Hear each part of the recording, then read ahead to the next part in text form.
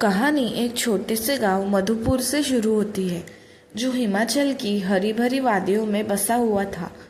इस गांव में रहता था एक साधारण सा लड़का रवि। रवि की उम्र थी करीब 20 साल और वह अपने परिवार के साथ एक छोटे से मिट्टी के घर में रहता था।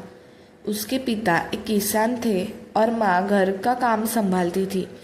रवि का सपना था कि वह एक दिन अपने गांव से बाहर निकल के दुनिया देखे, लेकिन गांव के लोग उसका मजाक उड़ाते थे।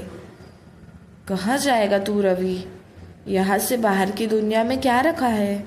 वह हंसते हुए कहते। एक दिन रवि को अपने दादाजी की पुरानी डायरी मिली जो धूल भरी अटारी में एक पुराने संदूक में रखी थी। डायरी के पन्नों में दादाजी ने एक रहस्यमयी गुफा के बारे में लिखा था जो जंगल के पास थी। उस गुफा में एक प्राचीन खजाना छिपा था जिसे कोई भी अब तक ढूंढ नहीं पाया था। दादाजी ने लिखा था कि खजाना सिर्फ वही ढूंढ सकता है जिसके दिल में साहस और सच्चाई हो। रवि की आंखों में चमक आ गई। उसने ठान लिया कि वह इस खजाने की खोज में जाएगा। अगली सुबह रवि ने एक छोटा सा थैला लिया जिसमें कुछ रोटियां, पानी की बोतल और दादाजी की डायरी थी, और माँ पिता को बताया कि वह जंगल में कुछ दिन के लिए जा रहा है। माँ ने चिंता जताई, लेकिन पिता ने कहा, जाओ बेटा, अपनी किस्मत आजमाओ। रवि जंगल घना और रहस्यमय था। पेड़ों की छांव में सूरज की किरणें मुश्किल से पहुंच पाती थी। रवि ने डायरी में लिखे नक्शे के आधार पर रास्ता ढूंढना शुरू किया। नक्शा पुराना था और कई जगह धुंधला हो चुका था। फिर भी रवि ने हिम्मत नहीं हारी। पहले दिन वह एक छोटी सी नदी के पास रुका।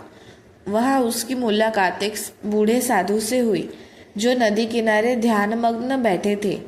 कहाँ जा रहा है बेटा? साधु ने पूछा।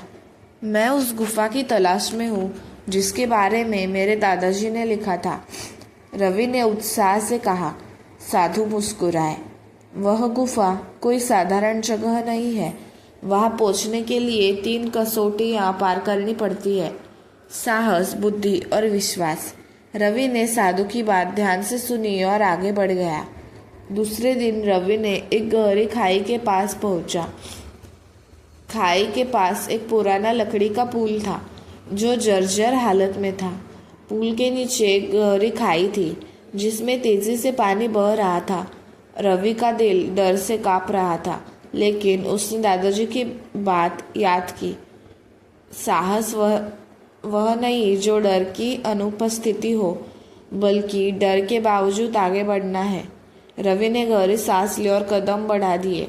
पुल हर कदम पर चरमरता रहा, लेकिन रवि ने हिम्मत नहीं हारी। आखिरकार वह खाई पार करने में सफल रहा। तीसरे दिन रवि एक विशाल गुफा के मुहाने पर पहुंचा। गुफा के प्रवेश द्वार पर एक पहेली लिखी थी, मैं वह हूँ जो हर किसी के पास है, लेकिन मुझे कोई देख नहीं सकता। मैं समय के साथ बढ़ता हूँ लेकिन घटता नहीं। मैं क्या हूँ? रवि ने घंटों सोचा। उससे कई जवाब सूझे, उम्र, यादें, अनुभव। आखिरकार उसे जवाब मिला, उम्र। उसने जवाब जोर से कहा और गुफा का द्वार खुल गया। गुफा के अंदर अंधेरा था। रवि ने अपनी छोटी सी टॉर्च जलाई और आगे बढ़ा। गुफा के रास्ते घुमावदार और पथरीले थे। कई बार उसे लगा कि वह भटक गया है, लेकिन उसने डायरी में लिखे संकेतों का पालन किया। रास्ते में उसे कई प्राचीन चित्र और मूर्तियां दिखी जो किसी पुरानी सभ्यता की कहानी कर रही थी।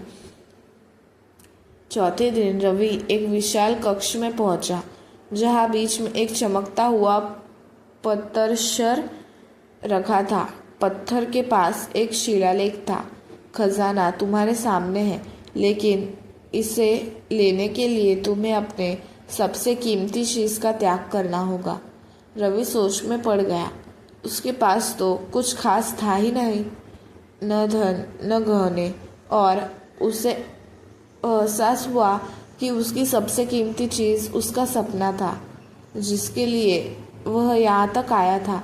लेकिन क्या वह अपने सपने का त्याग कर सकता है? रवि ने गहरी सांस ली और कहा, मैं अपने सपने का त्याग करता हूँ क्योंकि सच्चा खजाना मेरे अनुभव और मेरी यात्रा में है।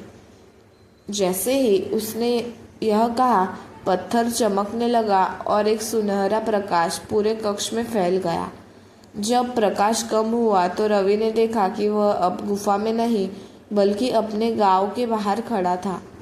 उसके हाथ में एक छोटा सा पत्थर था जो हल्का सा चमक रहा था।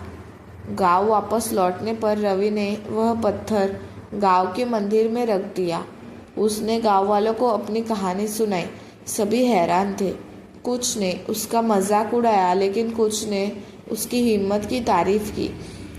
रवि ने महसूस किया कि असली खजाना वह पत्थर नहीं बल्कि उसकी यात्रा में मिला आत्मविश्वास और अनुभव था। समय बीता, रवि ने अपने अनुभव को एक किताब में लिखा जो दूर दूर तक मशहूर हुई। लोग उससे प्रेरणा लेने लगे। उसने गांव में एक छोटा सा स्कूल खोला जहां वह बच्चों को साहस, बुद्धि और विश्वास की कहानियां सुनाता था। और इस तरह एक साधारण लड़का जिसका मजाक गांव वाले उड़ाते थे एक प्रेरणा बन गया। उसकी कहानी गांव गांव में फैली और लोग समझ गए कि असली खजाना बाहर की दुनिया में नहीं बल्कि अपने भीतर की ताकत में छुपा होता।